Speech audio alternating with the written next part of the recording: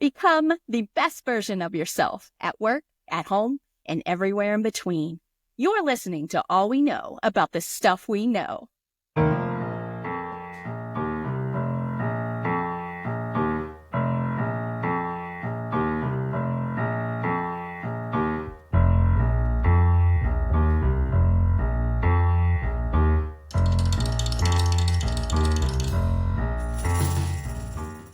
Are you passionate about personal development? An aspiring leader aiming to make an impact? Do you wish to be more content in your personal life? You're in the right place.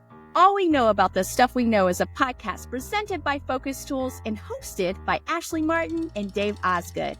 It is your go-to resource for leadership, team performance, and personal growth. Each episode features real-life stories infused with timeless wisdom and humor from Ash and Dave, seasoned trainers who have guided thousands of people to become more effective on the job and at home. We'll help you avoid common pitfalls in communication and decision-making. We'll raise your awareness about why you do the things you do. And we'll give you simple strategies to help you elevate your relationships, achieve outstanding results, and live a more fulfilling life. If you're ready to grow professionally, personally, and beyond, this podcast is for you. This is all we know about the stuff we know.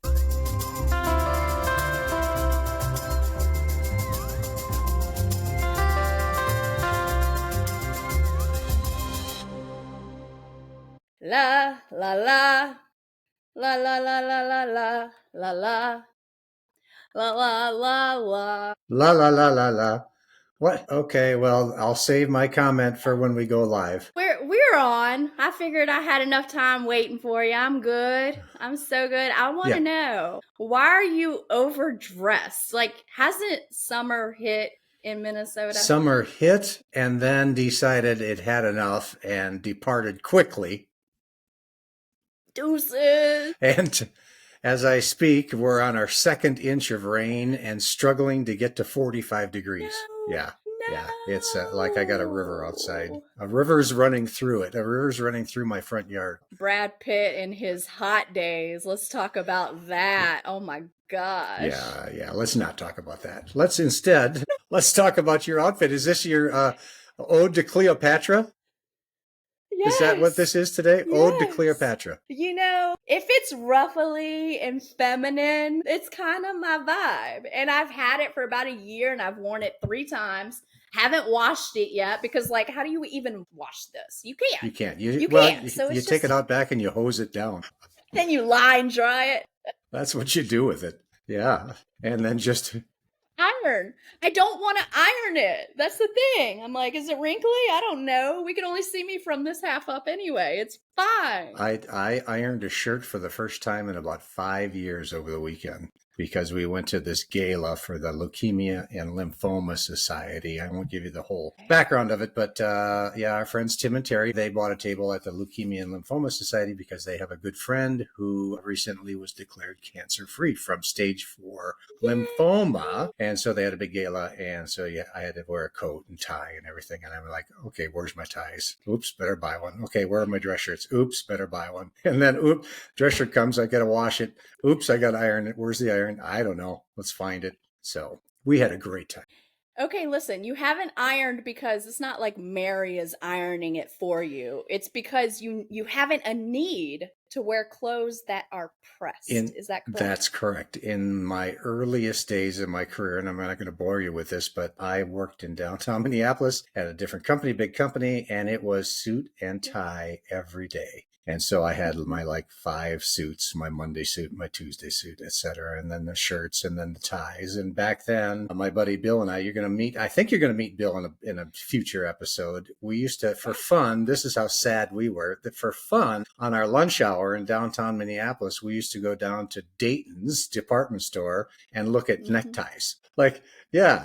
This is what, that tie'd look good. We're like a couple of girls. And we are living. We are expressing our creativity in the only way that we can. Yeah. Yep. Right so, so we'd find a tie and, this one's on sale. And so we'd get it. and then wear it the next week, go out to lunch, spill some gravy on it, and that was it. Okay, Yeah, $40 it. tie. Back then, $40 tie was a big, big, big deal. Nope, it's going, Yeah. we're going to use it to do something else other than, be a necktie. So that was then. This is now, I literally own one necktie now. The one I wore Saturday night. And it's good enough, and it's going to work for every single special occasion in your life. Yeah, now that's right. on. Yeah. Yes. I remember you telling me back when you were pivoting in your career that I wanted to be able to not wear socks. And so I'm basing my life choices on this specific That was my reason. measure of success. My measure of success when I went from the corporate world to the world of our own business, entrepreneurship world. I told Mary, I probably told you too, right? That my definition of success isn't money or things. It's never having to wear socks on purpose. So, Yes, never again. Yeah. So if you saw my feet right now, no socks. Yes. Yeah, I am a raging success. You saw my feet right now. No shoes either. This is where we've come. Yeah, we've come a long way. This is how far we've to come. derobing. Yes, which brings us to thing number 5 of the 5 things you didn't know that you really do need to know about decision making or something like that, right? So, these are like the old top 10 list. Let's count down. Okay, so this is your quiz. You remember thing number 1? I do. No. I better. Thing number 1 is, what kind of decision are you facing? Remember that type 1 and type 2 decisions and all that. And then we talked about rapid roles. So if you're listening and you haven't seen thing number 1, go see it or watch it or listen to it. And so that was thing number 1. And thing number 2 was, what is your decision-making fingerprint, right? What's your style? And we looked at it from 2 different points of view. We looked at it from the point of view, if you're a maximizer or a satisficer. That was one way of looking at it. And we, in the book, we have a quiz that can help you determine which one you are. And then we also looked at it from DISC, the profile that you and I have done many, many, many thousands of over the years and helped our customers. Yes, and each DISC style has its own unique sort of way it approaches decisions. So that was number 2. Number 3 was, what are your decision-making fears? What do you fear about decision-making? If you don't like the word fear, then you could say, what are your concerns when you're making, important decisions? Or some people look at it as risks, what are the risks? But we all have some things that we're sensitive to that can color our thinking, and that leads us to some kind of decision biases that we need to be aware of. So the only way you're going to know if you are susceptible to one is to figure out where you stand in the arena. So we talk about that. And then number 4 is, in order to be a great decision maker, you have to be non-binary. Remember that one? I remember that conversation. Yes, in order to be a great decision maker, you have to be non-binary. And if you're curious about that as a listener, go listen to that one, because that one actually is really good. The others were good. That one might even be great, in my humble opinion. This was just okay, in our humble opinion. But that one was where it was at. You know what? Thing 3, the fears, that one was the one that really touched me. Yeah. So That was to each their own. To each their own. That's right. No, they're all good. This one's really good. And today is thing number 5. And the name of this one is this. It's a must that a must be a must. So try using the word must 3 times in one sentence. It's a must that a must be a must. You say it often enough and it gets to be one of those words that you're like, I don't even think must is a word anymore. Yeah. Like, is it a word? It must not That's be. Weird. It must not be. A must. It's a must that it must be a must. And so what we're talking about here is this whole concept of decision criteria. Okay. Now, last time we talked about not your mind and my mind, everybody's mind. We're really good at making comparisons. The mind is really good. We're kind of hardwired to make comparisons. And the story I told is when I came home with a couple of different bottles of wine and had Mary, my wife, do a taste test, a blind taste test. I had 3 different reds, and I gave her the first one, and I says, how's that taste? And she went, oh, that's good. And I said, okay, good or really good? Good. So then I gave her the second one. I said, okay, taste this one. How's it compare to the first? And she goes, oh my gosh, better. Oh, really? Okay. And then I gave her a third one, and she said, well, that one isn't quite as good as the other 2. So here's my rankings. Number 2 is first. Number 1 is second. Number 3 is third. So your mind's great at comparing. In that case, we were only comparing on one factor, right? Taste. That was it. In real life, your decisions are, especially your more important decisions, like your biggie type 2 decisions or your maybe really important type 1 decisions, we're not just basing those on one factor, right? You're probably going to be basing them on a lot of different factors, right? Yeah, many things. And so during one of the episodes, you asked me about the method of decision making, pros and cons, because a lot of folks like making a pros and cons list, you mean? Yep. Like, is it effective? And no, it's not really. Yeah. So a lot of people go, well, I've got this option over here versus that option over there. Let's do a pros and cons list. In fact, I've got a great example. I had a guy in class, this is about a year and a half ago, who was trying to help his son select a college to go to. And his son was an athlete, so he was getting some scholarship offers, which was awesome. And the son was trying to figure out which college to go to. So they said, well, let's do pros and cons. So, and I'm not going to name the universities, but they're all major D1 universities, big time universities. And so they did a pros and cons list. Well, this university over here has got, a great, this guy's a football player, a great football team, but it's located way over on the other side of the country. So that's a con because it's going to be hard for my parents to travel to, etc. They got done with their pros and cons list and they were like, I don't have a clue. So what, right? Yeah, so what? So what? Because not all pros and cons are created equally, right? So if I have a list of this university and it's got 7 pros and 3 cons, does that make it better than this other university that has 10 pros and 6 cons? I don't know. Right, right. Because one pro may be a lot more important to me than these other 2 or 3 or 4 pros over here. Right? Exactly. Okay. So you have no way, you don't have a scorecard or a way to compare those universities against one another, much like Mary was comparing the wines based on that one criterion taste. And so what the beauty of criteria is that criteria is the scorecard that you can measure up alternatives against one another in a balanced and fair way. Okay. So that's kind of concept number 1, is to create a criteria list, factors that are important in making the decision.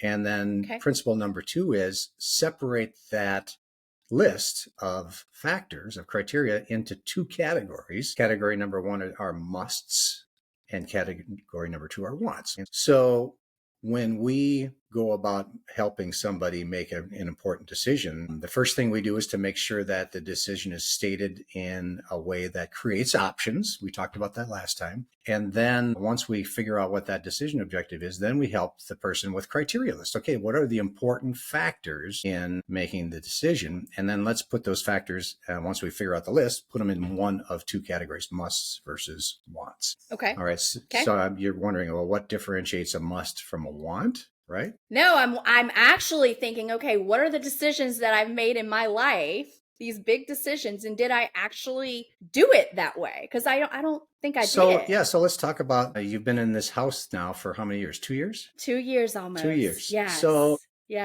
if we were hitting the rewind button and we're like, okay, Ashley. That's exactly what I was thinking about too. So Ashley is going to buy a house. Okay. And so the decision statement would be something like, choose best living situation for me. If that's where you started, then you might have been comparing like houses versus condos versus apartments or something like that. But you were pretty sure you were wanting to land on a home property. I wasn't. Oh, you weren't. Okay. I wasn't. Okay, so let's talk about that.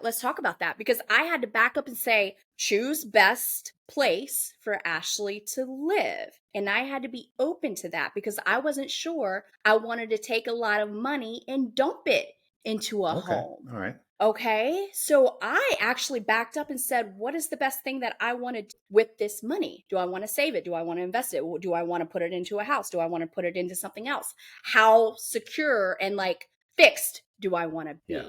All right. Yeah. So I had to be like, do I want to move in with my parents and save all my money? Do I want to build a pool house on somebody else's property and kind of have my own little zone there? Or do I want to buy a camper and kind of be flexible there? Or do I want to buy a house? Well, I'm glad I wasn't around for that. Right. And that was during a time in my life where I had to make a lot of big choices. Yeah. At once and take some time to really discern what I wanted. And ultimately, I had a friend say to me, I went over to her house for coffee, and I'm looking at the way she's decorated this home and how it has been a community spot for her friends to come over and for her to host them. And the way that she's done it is a way that it's just really beautiful and was inspiring to me. And she's like, Ashley, I think that you need your own home because you are so creative and you love to decorate and you love to bring people together. And I think that's really important to you. And I was like, okay, Okay. I think there's something there that I need to listen to. Yep. Yep. So what you're just describing is kind of this whole concept, and this might be for a different episode, but this whole concept Yeah. of cascading decisions. Okay. Ooh, So okay. decision number one is choose what to do with my money. You mentioned Yeah. that. And so you had some different ideas there. And eventually you landed on, I want to invest that money in property in some kind of real estate. Okay. Yes. Then so Yes. that cascaded down to decision number two. Yes. Choose best real estate option to Mhm. invest my money and have a place to live. Okay. And there Yep. you were probably looking at things that you could buy, right? You mentioned Uh-huh. that. Okay. And eventually you landed on this opportunity to purchase a home because of that creativity Yes. factor. And so that was decision number three. All right. Now, of all the things I could invest my money in real estate wise, home is where I'm going. Now, you've got decision number four. You may not realize that you're already into number four here by the time you started looking at homes, but now, No wonder I was tired. I know. This wasn't all in one day, was it? No. Over the course of 3 to 6 months. Yeah. Yep. And big decision, type 2 decision, right? Yes. So Yes. yeah, you want to make sure you got it right. So now you're at choose best home for me. Mm-hmm. Yes. Now here's where things probably get a little bit more interesting, right? Because now you've got some criteria you're probably looking at, Yes. okay? And so here's my definition, not my, but our definition of a must, okay? You talk about musts and wants. So musts are the mandatory, non-negotiable minimum requirements of your decision.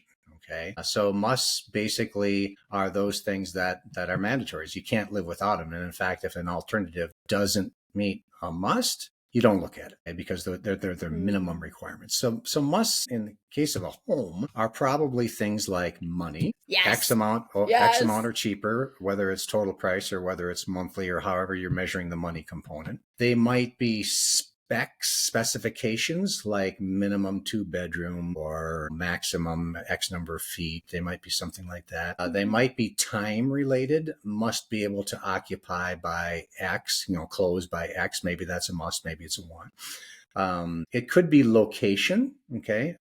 Mm-hmm. So from time to time, we'll help people with home purchases. And so just not the purchase itself, but the criteria. So like there might be some folks who are raising kids and they say, well, we want to be in this school district. And is that a want or a must? It's a must. We need to be in this school district. Okay. Then that's a location related must. So for you, when you were thinking about buying the home, were there any hard musts? As you were listing all of this out, I felt like I was so fluid and kind of moving back and forth between a must versus a want, but I wasn't really sure until I started exploring the options, right? So the big thing, so I'm creative enough to be able to make a lot of things work no matter what. But the big thing for me was I wanted to be near downtown. I wanted to be in the heart of everything, or at least aspirationally, that's where I felt like my heart was pulling me. Every time I've ever lived on my own in the past 25 years, it was always near the restaurants, near the coffee shops. My family lived 20 minutes away. Yeah. And so I really despised having to drive 15, 20 minutes to get anywhere. And so that's where my heart was calling me. And I feel like that was the one must. So you probably, and you probably had an outer limit that you probably intuitively knew, like I can't be more than 10 minutes from downtown, or I can't be more than, X amount of miles from downtown. And if I start getting way out, then I start really getting a little wiggy about looking at those homes, right? Right. So when we were actually looking for properties, there were 2 homes right in the heart of downtown that I was like, okay, I love these, but let me explore the ones that are like 7 minutes away in a subdivision. Let me see if I like that. Let me explore the one that's in a downtown of a different city that's 10 minutes away. Can that feel good for me? But ultimately, I was like, no, I want to be in downtown Hammond. Yep. Yeah. So whether or not you stated it as a must, it was a biggie. Right. Okay. And you probably had a point where you said any property that's outside this certain zone that I have in my mind, I'm going to disqualify because it's too far out. Exactly. And by me disqualifying that, it left me with two. Okay, great. Two homes that were available and on the market. Yep. Now, you probably also had another must related to money, right? But So yeah. Yep. And let's talk about that. So one home was much more expensive, but it gave me some options that maybe I could rent it because it was closer to the college, right? So it was more of an investment that I was looking into. And the other home, this one, was a lot less expensive, but a little bit further out, not in the exact location, kind of an up and coming neighborhood. Sure. Yep. That's kind of what I was dealing with. And so here's the question I would ask to figure out whether or not that was a must. Could you swing financially both of those properties? Would I could have, but I would have been strapped. All right. Yep. So you were kind of teasing, okay, what's that upper limit that fits not only my ability, but my comfort level. Yeah. Yes. Yep. And that ended up being a really important criterion, maybe a must or maybe a really, really, really important want. Exactly. Yeah. And discovering that, like the other home that was a lot more expensive also had a lot of renovations that I would have still had to do. And in my past, I've lived through a lot of renovations and the time and money that it takes to complete those renovations. And I'm like, I don't want to move into a house that needs to be renovated again. I've lived that life. Yeah. So though this, again, kind of talking about the concept of musts, that's really what musts are all about. And you can apply them to almost any decision. So like we talked about your friend who was considering maybe moving jobs. Okay. Let's just play the tape forward and say, yep, he decided he was going, I don't know if he did or not, but let's decide he's going to go look at jobs. And now he's answering ads, talking to people, and all of a sudden he's got 2 job offers. And it's like, oh my gosh, which one do I choose? Choose best job offer for me. And so he may have must that says I must have a minimum salary of X. Or he may have another must that says the commute time from where I live to where I need to report to work has to be less than X. Right. That kind of thing. That would be another possible must. Or it could be, I'm not even going to consider an offer where I can't work from home 2 days a week. That's my minimum. Work from home 2 days a week. That kind of thing. And so again, the purpose of that is to set those minimum requirements so that if an alternative comes along that doesn't meet those minimum requirements, you're not even going to look at it because it's automatically out. It's automatically out. It's automatically out. And so like when you say that, I think about the things that we still keep, even though they're out, because we think we might be able to work with it. So then is it not a must? So here, like then is it automatically a want, or we're just afraid of eliminating options? Because like I'm a maximizer, and I'm not sure. Yeah. So here's the question I would ask. Let's go back to the job question. Yes. Let's say you've got 2 offers and one is, they both meet your must for salary or compensation, and they both meet your must from location wise. One of them you work from home. The work from home is only 1 day a week. The other one I can work from home up to 3 days a week. Okay. So technically, if my must is working from home 2 days a week, here's what I'd ask. I'd say to this guy, are the other parts of this job attractive enough where you can bend that must from 2 days a week to 1 day a week? Would you still consider it because the other factors are so good? And if the answer was, yeah, I think I would, then I would say, okay, then guess what? The 2 days is probably not a must. Okay. Well, you have moved it from the must to being a want. You maybe moved it from a must to being a want. Right. Okay. Or maybe the must goes from 2 days a week work from home down to 1 day a week work from home. Okay. But yeah, the concept is, back to the title, a must be a must. Okay. In order for something to be a must, it really has to be a firm, mandatory minimum. Non-negotiable. Right. And as the important, and in personal decisions, it's a little trickier because you don't have other stakeholders other than yourself. So with your house decision, the stakeholder is yourself, you. And you might have had some close friends and family that you'd want them to weigh in and give you some input, but at the end of the day, it's your decision. His job decision, same thing. It's probably him, and I don't know if he's married or not, but maybe it's his family is involved as well. But those are the stakeholders. When the number of stakeholders increases, then the importance of being crystal clear on the musts is huge. Hey everyone, Dave here. Hey, I've got a question. Are you ready to make better decisions at work and in life? Well, then check out our decision focus workshops and online courses. Our live workshops give you proven tools, immediate application, and hands-on support. Or you can choose our self-paced online modules, each one just 1 to 2 hours long, and all are packed with tools for better problem solving and better decision making, and all are supported with easy-to-use Excel templates. Here's the best part. Right now, every online course comes with free coaching to help you apply decision focus to your biggest challenges and most important decisions. So level up your decision-making power and confidence. Head over right now to focustools.com to learn more. So I'm talking a lot now about work-related decisions. Right. That's what I was going to say. This is team thinking now. How do we come to a conclusion and move forward as a team when we have maybe 6, 7, 8 people that it's going to impact and they want to weigh in on that decision? Yep. This is several years ago. We worked with a company who had several manufacturing plants in the U.S. and they were closing one of the sites. They were closing the site because of a variety of reasons. It was old. It was in need of maintenance. It was in a super high zip code in terms of cost of doing business and all that. So they decided we're going to close this plant and we're going to move the production somewhere else. And so their decision was choose best place, choose best way to manufacture these products that we used to make here. And now we got to figure out another way to source them. And so this was a cascaded decision. So we talked about, first of all, build in-house or outsource. Okay. That was kind of the first decision. And there was some must and wants around that. And eventually they decided, no, we want to keep this manufacturing in-house for a variety of reasons. Quality control was the biggest one. And so now it was choose best location inside of our ecosystem to manufacture this stuff. Well, guess what?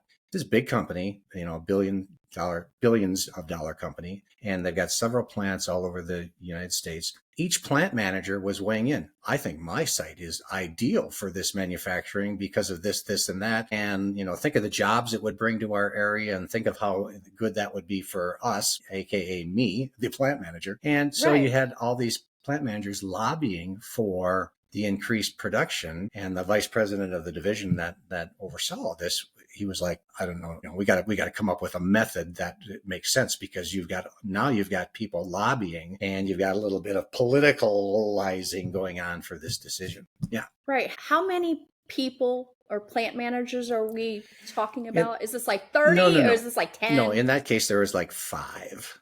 Good to know. 5 different sites. Okay. So they called it. So even 5 different sites is going to cause a lot. And this was a big money decision. They're going to spend a lot of money whichever way they went. Okay. So we met with, they put together a team of about 4 people that would come up with the recommendations. So remember in RAPID, R stands for recommender, A stands for the agreeer, the D stands for the final decision maker, et cetera, et cetera. That was in episode whatever. But so they put together a team to come up with the A, and they hired us to help that team with the decision process. Not that we know anything about what they did, but we know all about how to make good decisions with the analytical process. Sure. And so the first thing we did was we sat down with the team and we said, let's talk about criteria. How are we going to base this decision? What's the scorecard going to be? And so in this case, we spent 3 or 4 meetings coming up with a list of criteria because it really had to be the list of criteria, and split them into musts and wants. There ended up being about 4 musts is all. But these musts were really, really important. And they ended up being the non-negotiable mandatory minimum requirements for this decision. Some of it had to do with amount of investment, okay, because there's a capital cost. Some of it had to do with when production could start, this new production, because there was going to be an overlap period where they had to make sure that as soon as this one stopped, this one could start so they wouldn't interrupt their supply chain. And there were a couple other musts in there. So we finally ended up with that list of musts. Everyone agreed to it. And then we took that list to the vice president, who was going to be the final decision maker, him and the board, the executive committee for the company. And we said, here are the musts. What do you think? Do you agree with them or not? And let's talk through each one. So that was another meeting. We talked through all of them, and boom, the 4 musts were the 4 musts. Okay, now we got the mandatory minimum requirements. So if a plant manager came along or another opportunity came along that didn't meet those musts, the group could say, you know what, sorry, we can't consider it. You don't get to play in this decision because you don't meet the minimum requirements of this decision, requirements that have been approved by all the way up to the top as musts. Okay, so think of musts this way. So that particular thing, Dave, doesn't automatically become a want. It becomes eliminated from the option completely, right? Because it doesn't meet it. There's no flexibility whatsoever for us to like discuss it. Right. Yeah. So let's say you have a plant in XYZ location and it doesn't meet the musts. You are no longer going to look at that alternative because it doesn't meet the minimum requirements. And another way to look at it is that if you go ahead and choose something that doesn't meet your most basic minimum requirements, you're setting yourself up for failure. Because those musts are so important that you got to live. You have to have them. They're the mandatory requirements. So think of it this way. Musts in decision-making help you figure out who gets to play in your decision-making competition. Okay? Who gets to make it? Who gets to make it to the game? And then the wants help you determine of all those who made it to the game, made it into the competition, who wins. Okay? So you might have a must that says, you know what, we must be able to achieve a profit margin of X in this new site. Okay. But your want might be highest profit margin possible based on all the economics and everything. And so the wants help you to optimize or maximize your outcome from the decision.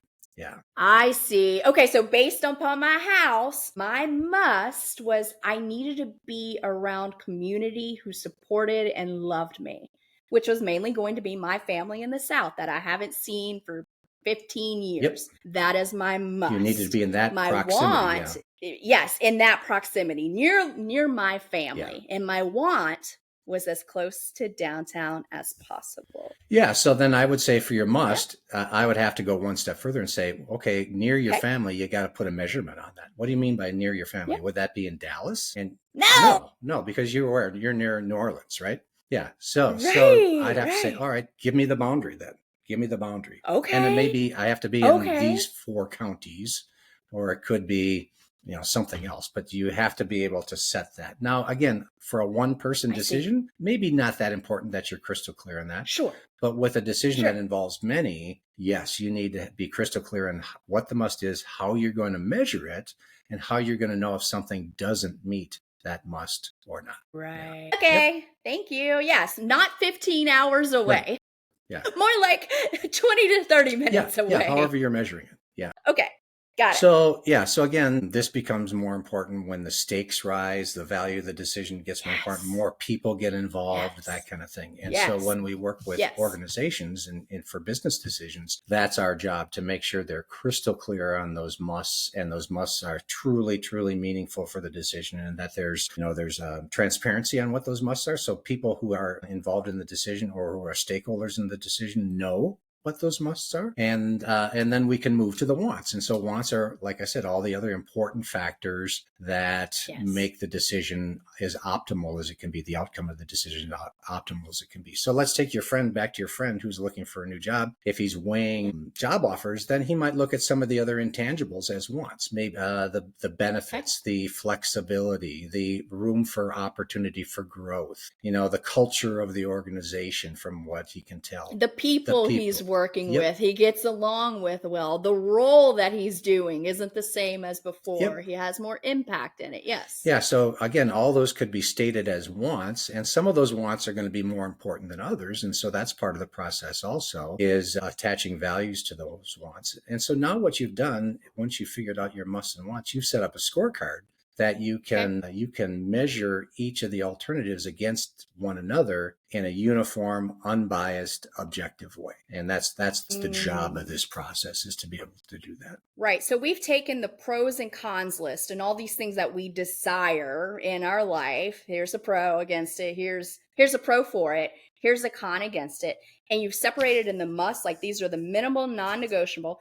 And you're taking everything else that you think that you want, and you are scoring it and weighting it. Like, what do you mean by that? Like, let's break that down. Yeah. So the wants list, and again, most decisions have a few musts, 2, 3, 4 musts. They don't have a list of 30 musts. Okay. Most decisions have a small list of musts and a slightly larger list of wants. I try to keep the wants list less than 10. And ultimately, if I can get it down to like 5, 6, or 7 wants, that's great. And so, just like musts are all mandatory and minimum requirements, wants are of different importance, right? So in the job decision, this person might say, the thing that's most important for me is opportunity for growth. And it's not a must, but it's really, really, really important.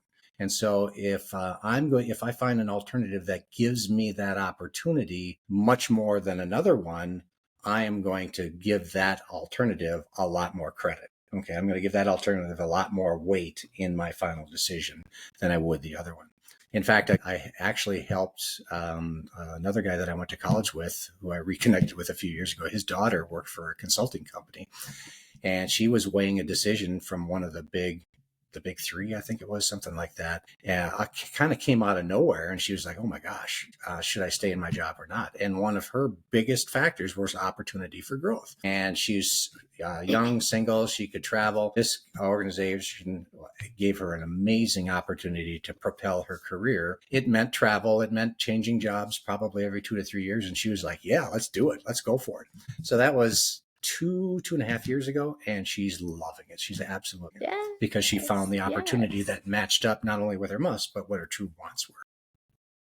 Ooh, her true, like, higher priority wants. So we are prioritizing the wants in a way that makes sense, that we can analytically see everything in black and white, right? Yeah. Like, these are things that's in our decision analysis course. Yes. Right? So we have one of our decision focused courses is called decision analysis. And the process we've been describing is the process that gets learned in detail in that course. We both do those in online, self-paced online courses, and then live workshops that we actually go in and work with a team or work with an organization. And hopefully they've got some big time decisions that they're wrestling with, and we can help them through those decisions and teach them the process at the same time. Yeah. So that's kind of what that's all about. But this whole simple concept of musts and wants, what I love about it, and we've been doing it for forever, is that you can apply this simple principle to the most basic decision or the most complex decision that you ever could see. And it's just a matter of how deep you get into it in terms of the application.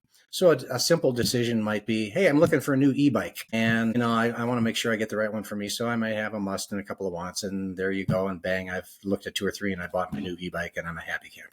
Okay. You probably won't commit that process to a worksheet, but mentally you're probably thinking through that. Choose best place for Taco Tuesday. The must, they must have tacos. The wants, a really great margarita. Exactly. So that's what, so you're thinking about that. And again, the stakes, low stakes. Very low. If I get it wrong, not a biggie.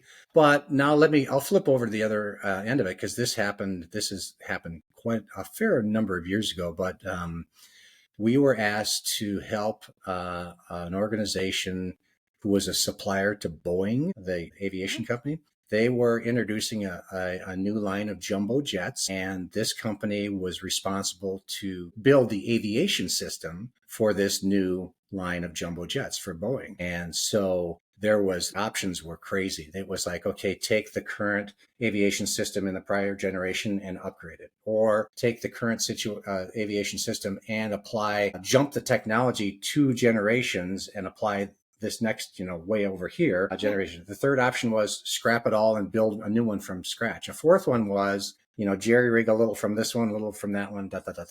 Well, this decision was hundreds and hundreds of millions of dollars. And the company that we are working for had to approve it at the board level because the capital investment was hundreds of millions of dollars. And Boeing had to approve it because it was their airplanes it was going into. And so the guy that was responsible for creating this decision called me and said, "Well, did your analysis work for this decision?" And so we talked a lot during a couple of phone calls. And finally I said, I think, but this is going to be literally a mountain of work because it was so complex, so detailed, so many permutations. And he said, well, we're up for it. And so over this course of about 4 months, we would give their teams assignments. The first couple of meetings were strictly about musts and wants. And that was amazingly complex, figuring out musts and wants for this big time decision. And so there was at least 2 all-day sessions and then homework in between, and then a third session to kind of put it all together. Yes. How many people are involved in these all-day sessions for this highly complex decision of just deciding must and Yeah, wants? this group was about 15, and they represented Okay. all different parts of the organization. Okay. And then they had some people behind them that represented their, their specialty areas. And so I got through like the second meeting and I came home and I'm like, I don't know if we can get this done because it is so complex. There's so many permutations and hybrid kind of, options that to create one list of musts and wants that can handle all of those, different scenarios was like, your mind is just kind of going. So, but we kind of systematically hammered through it. And by the end of that last meeting, we had a list of about, and my memory's a little foggy now because it was many years ago, but probably 7 musts. Okay. And a list of maybe 16 wants, something like that. It wasn't a giant list because we tried to boil it down to its most, I won't say simple level, but its most effective level. So we got all done with that. And then the last thing, I still remember this senior VP, he went around the table and he said, okay, before I take this to our senior management, our board, I need a verbal. Remember, if you sit in an exit row seat, the flight attendant comes by and says, I need a verbal if you're willing and able. Well, This guy did the same thing. He went around the table, 15 people. I need a verbal from each of you that you support this must and want list. And if you don't, that's great, but we got to have a uniform yes before we take this upstairs. And so he went around the table. Person number 1, yes, I support it. Person number 2, and all 15 said yes to it. And this guy's name is Joel, the senior VP. So he said, all right, great. So he took that must and want list up to the CEO and the executive committee, and they rubber stamped it and said, yep, we agree. It was a long meeting, but they got through it. And then that ended part 1. And then part 2 was, okay, now that we know what the musts and wants are, let's have super good clarity on each one of these options, what it means, what it looks like, and what the ramifications are. And then we will compare each one of these options against one another on every one of those musts and wants. And so that process took a couple of months. God. So end to end, this thing was, 5 months long, something like that.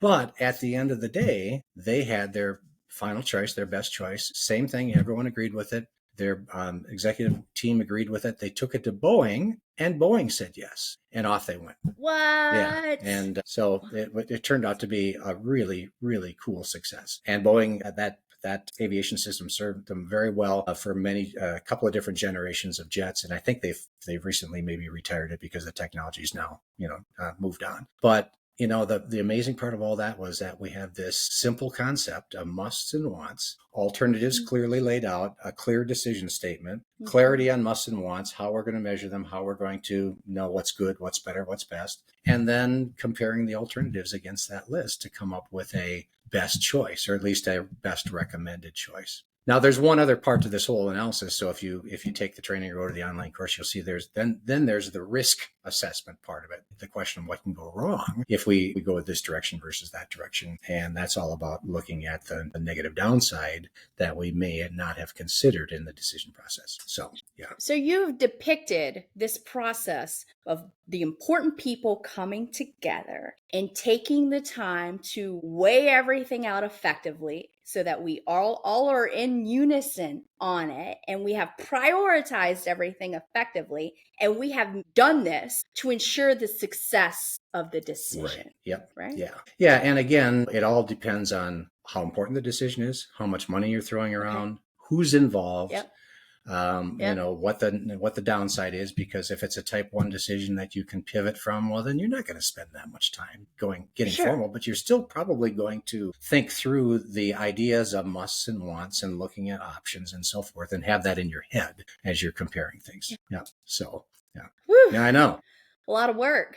Worth it, though. It's worth it to get it right. It's worth it to get it right. And if we don't get it right, what do we do? Yeah, well, then you hit the rewind button, or you start over, or whatever. I tell the story. So we've lived in this house here for now 30 some years, but 30 years ago, this is the house the infamous remodel house. But 30 years ago, when we were looking for a new home, since we both worked in this business together, we're like, okay, let's get our must and want list out. And so Mary's first must have minimum 5 acres, because she has horses. And so her idea was, one day I want to be able to look out in the back and see my horses. Cute. And I'm like, yeah, but in January, when it's Veto. 27 below out and the water lines freeze to the barn, who's got to schlep out there in his Sorel boots, and try to make it work? So I'm like, no. My must is max 1 acre. That is the infamous Midwestern no that we have come to love. No, max 1 acre. Okay, well then, so we were kind of at an impasse. So it was dumb for us to be looking at homes because we couldn't agree on the most basic must of size. And there were some other criteria in there too as well. And but it was kind of funny. We would, like on Sunday after church, we'd go out and drive around. We'd see these open houses. Hey, let's go in there. We go in. She'd go, wow, This is great. 10 acres. And I'm like, wow, this is terrible. 10 acres. So we get nowhere. So finally, one day we sat down and we hammered it out. And one of her other musts was, must have a facility to put my horses in, a pole barn or something like that. So we're talking kind of semi-rural now. And okay, wait. So she has eliminated must have 5 acres as a must. No. That was, must have horses on the property as a must. No, that was her second must. So 5 acres, horses on the property. I know. So when you're talking storage facility, are the horses going to be living there now, or she's talked out of it because Daddy Dave is not taking care of that stuff? No, well, I don't know. That was future tense at that point, right? So finally we hammered it out and we decided on this. Okay. Minimum 5 acres. I said yes to that. But instead of having the facilities, horses, horse facilities, we changed that to potential for having horse facilities on the property, so that we didn't necessarily have to have something right there, but we had to have something that if we chose to build a barn and this kind of stuff in the future, we could do it. And so I love that. Yeah. Oh my gosh, just that key word, potential for, is a great way to remove the impasse, right? Because you don't have to make the decision now, but we have to have that option maybe open for later. I love it. Yeah. So that then still meant, okay, we're going to be in kind of this semi-rural area, because even if you could find 5 acres near town, most of the zoning would prohibit horses. And so, so this would say, no, we got to be kind of out a little ways. So that kind of got us into, kind of this semi-rural, semi-suburban kind of part of town. And when we had other musts, we had money musts and, size musts and some stuff. But one day we saw an open house sign out here and where we are now. And we said, oh, that's interesting. Let's go look. So we looked around and 5.6 acres. Okay, just got past the must. No barn, but the community that we're in has lots of hobby farms and horse facilities. So it was, the potential was there. The house was pretty new. It was only like 3 years old that we're being relocated. And it met our price criteria, and it was available right now because the people had already moved. And so it was like, oh, this could be it. So we went home and we looked at everything and we took out our little worksheet and looked at it and and said, yeah, this is good. I think we should let's give it a shot. Now, the only part of this house that wasn't on our list is that it had a swimming pool in it. Oh, you either love it or hate it. Either love it or hate it. And at that time we were like, okay, well, what can go wrong? Well, we could get in here and decide we hate the swimming pool. But on the other hand, we were young. Even though we didn't have kids, all of our friends had kids, nieces and nephews. We thought this could be the place where everyone hangs out. This could be really good. So we said, let's do it. Let's go for it. So we went for it, and they accepted we did a little negotiating, and we came to an agreement. And that's where we've been for the last 32 years, last 33 years. I love it. I love it. 2 points there. Number one, if you don't agree on musts and there's more than one stakeholder, then it's foolish to be looking at alternatives, right? Because you don't agree on your minimum requirements. So so you're just spinning your tires. You're just wasting your time because you don't agree to begin with. Yeah. So that's principle number one. And then principle number two is, once you're clear on those things, the decision-making process gets a lot easier, a lot faster. because you've got that Right. scorecard to measure stuff against. And so you don't have to be wondering. You don't have to be going, well, here's 5 pros and 2 cons, and here's 7 pros and 6 cons. You just know. And so it really makes then the buy-in process so much more easy. And again, these are scenarios where there's lots of people involved. So back to those work decisions, if we have a team that's crystal clear in their musts and wants, and we have the people that are the deciders that have agreed on those musts and wants, and the team has done a good job of evaluating and doing the comparisons, by the time they get to best choice, the buy-in factor is huge because they've had all these minor buy-ins of the musts, buy-ins of the wants, buy-ins of the weights. Yes. And so that final yes or go decision becomes a lot easier because every decision that's led up to it, there's been congruency there. So it's really a fun process to be able to help people with. Yeah.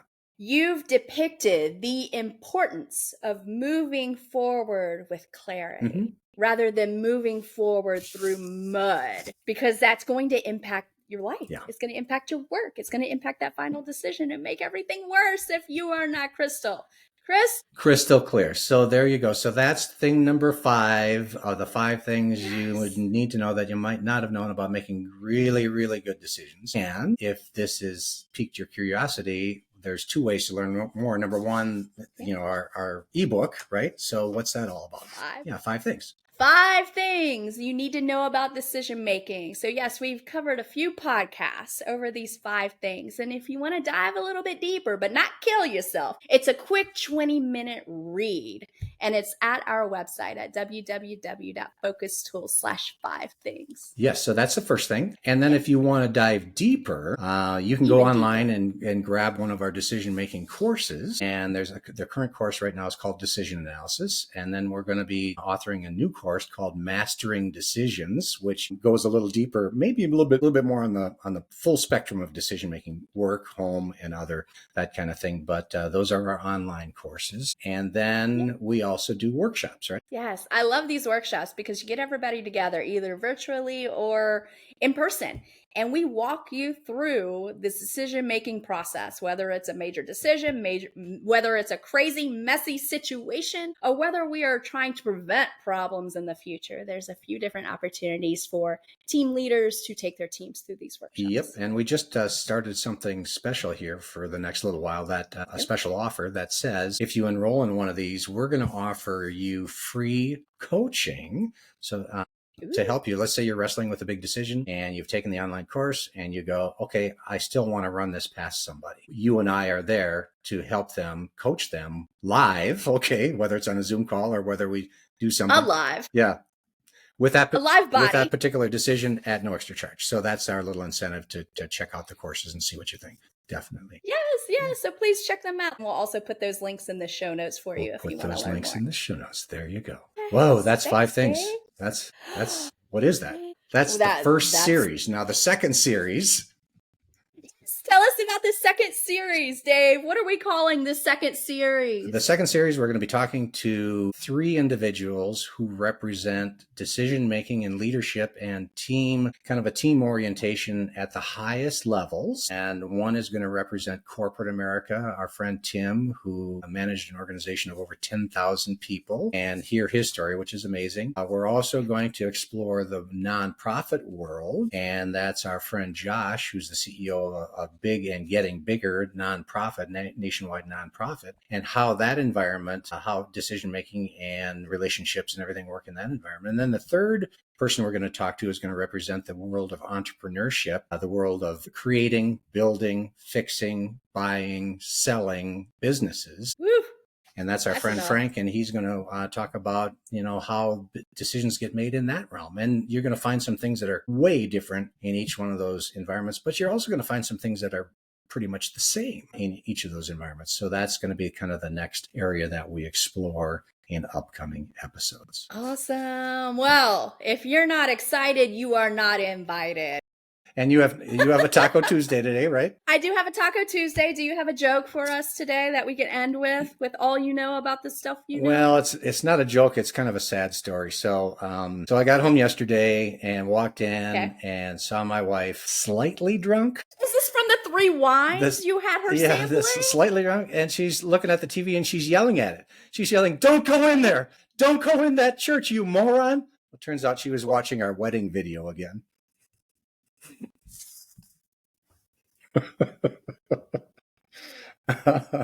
Oh, I don't even know how to segue that, Dave. I don't even know, but I know you've been in that house over 30 years, so it must have been a great wedding. So there it is. Kind of sad, but what are you going to do? Don't go in the church, you moron. But tune in to the next podcast. For everyone else, you're not morons. We love you. We appreciate you. Have a wonderful, wonderful rest Until of your we day. see you again.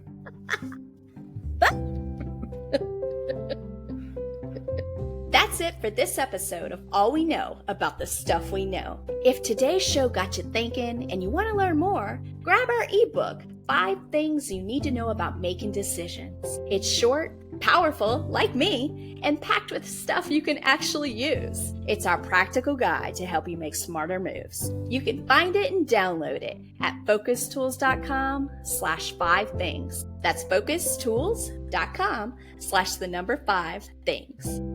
All We Know About the Stuff We Know is built for people like you who want to think better, lead better, and connect better, at work and beyond.